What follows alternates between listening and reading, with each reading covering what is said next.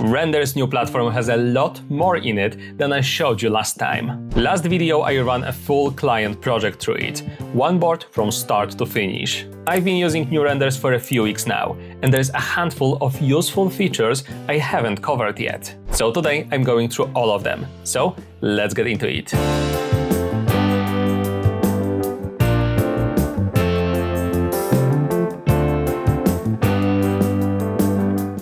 Let's start with the exterior, a villa with pool in the forest. I want to see how much detail Rendair pulls out of my prompt before touching anything else here. So let's go to the image to render.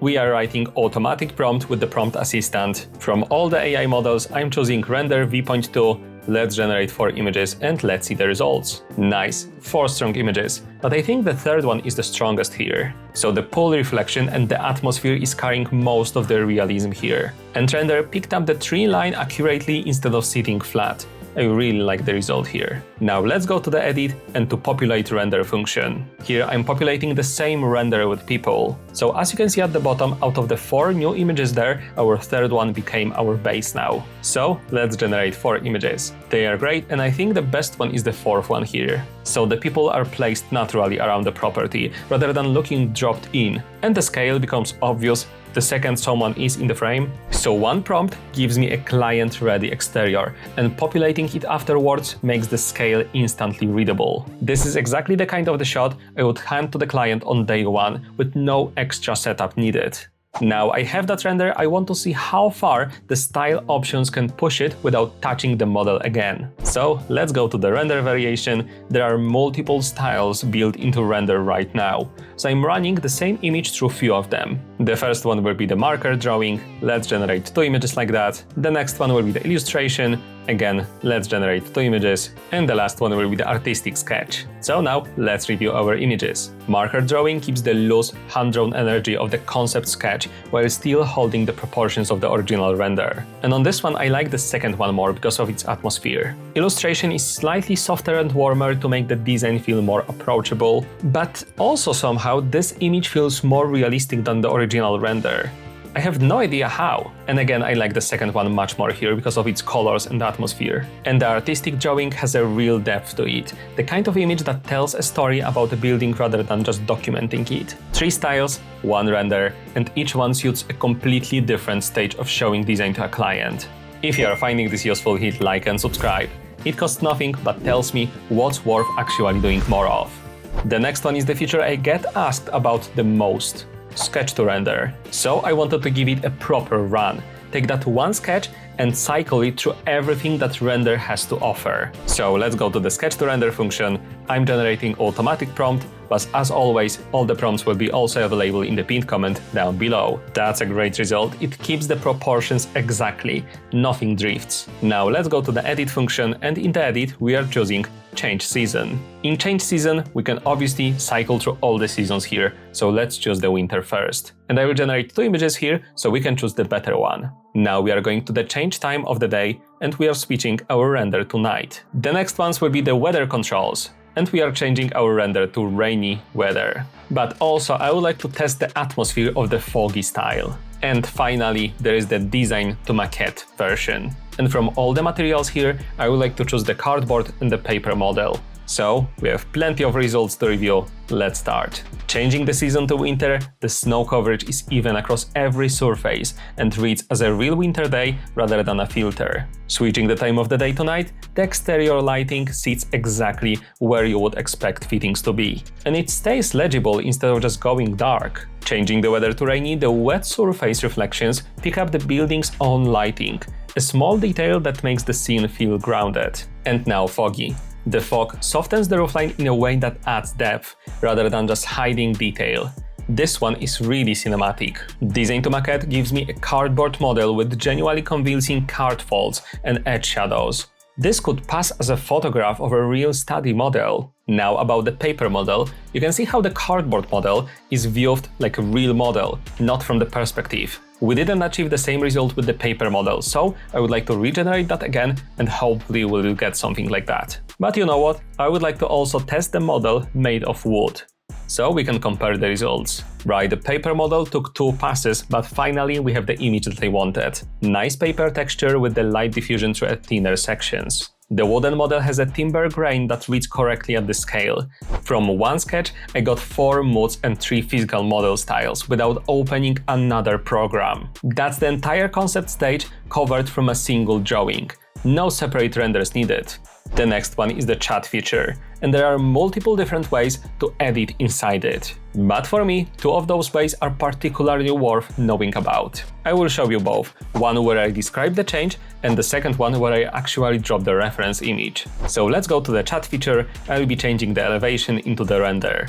Let's upload my special prompt. I would like to choose Nano Banana 2, and the novelty in the chat feature is that you can generate several images at the same time.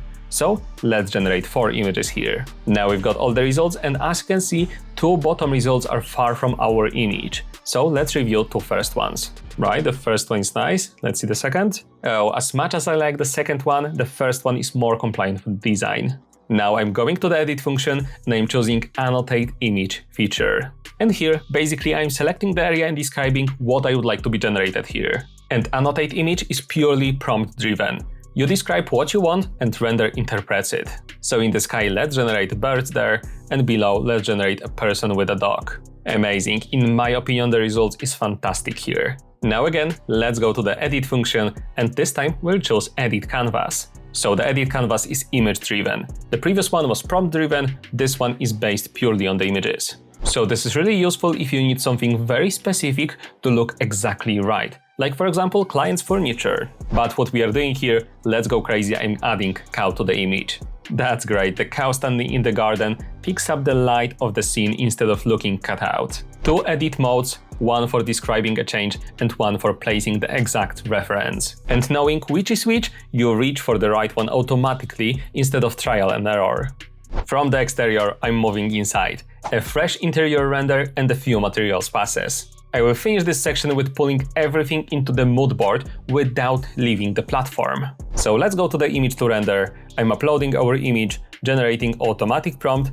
Let's slightly rewrite it, and let's generate 4 images. From all of them, I think the image number 2 is the best. The interior render has a natural light distribution rather than a flat lighting, and the material read holds up even at a close look. Now let's go to the edit function and we'll go to the material change. Here I'm generally describing what I would like to be swapped. So for example, I want the ceiling to be white and the timber to be on the floor. The first material pass is great. The grain direction stays consistent across the whole floor. And the ceiling in white works well too. Now the second material change, I would like the kitchen to be in white marble and the walls to be in bottle green. Wow, with the second pass, the marble veining is genuinely convincing under the kitchen lighting. And the bottle green has been applied to all the walls, I'm super happy with that. Now we are going to the render to moodboard. So basically we'll pull our last image with the green walls and the marble in the kitchen into the moodboard. I will quickly describe what I would like to achieve, what should be presented in those moodboards, and let's generate 3 different images. Oh wow, they are all fantastic in a different way. But I think the layout on the third one works the best. I like that one the most. So the moodboard pulls all the material reference, the render and the coherent color palette into one layout without me rearranging anything manually. 2 material passes turn one interior into 2 completely different rooms, and the moodboard pulls all of that together automatically. It's the fastest I've gone from a single render to something I would actually put in front of a client. If this is useful and you would like to try everything I'm covering here, Rendair AI is linked below. Use my code Adria10 to get 10% off.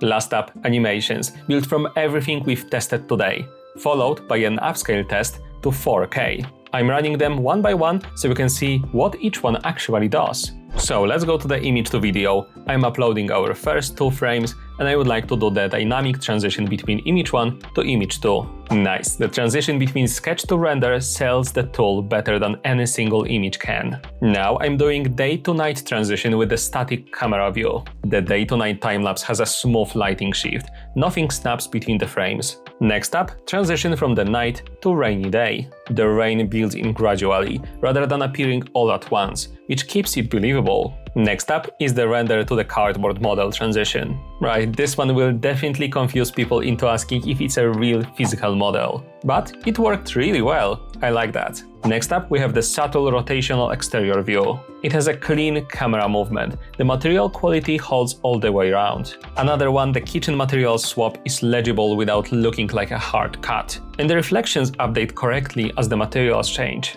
The color swap uses the same logic, and the mood shift is more dramatic than expected. It genuinely feels like a different kitchen by the end. And the last one, the kitchen to moodboard animation, is a nice way to close a sequence, from a live interior straight into the board. Now let's do the video upscale comparison, and I'm really excited about this function. I was waiting for such a long time for this. So I will just choose 3 animations and I will show you how they compare upscale to 4K. The night to day one is stunning, very smooth transition on the sky. On the next one, all the edges are sharp and you are not losing the detail as the camera moves. And the last one, the difference is most obvious here in the exterior animation. Edges stay sharp at 4K even with the camera movement. Across all 8 animations, the movement stays smooth and consistent throughout. And the 4K upscales makes the difference obvious the moment I compare it side by side. This is the step I would never skip before sending anything off for a presentation. So this video covers almost everything I skipped last time. A full exterior with 3 style variations, a complete sketch to render pass with 4 modes and 3 physical models formats. Both the editing modes inside chat, an exterior with 2 material passes, and a mood board. Finally, cinematic animations upscaled to 4K. Combined with the board workflow from the last video, this gives you the platform covered end to end. This is one of the more complete and genuinely useful tests I've run on Rendair. With sketch to render, the maquette outputs and the edit canvas standing out as the features I would reach for first on a real project. When it comes to the pricing, I've got a discount code for my audience. Use Adrian10 to get 10% off. And the paid plans are really straightforward and purely depend on your usage. Before you go, tell me which of those you would actually use first. Let me know in the comments. If this was useful, hit like and subscribe. And if you haven't seen yet my full project workflow in one board from start to finish with Rendair AI, here is the video. Go watch it next. Thanks for watching and I will see you in the next one.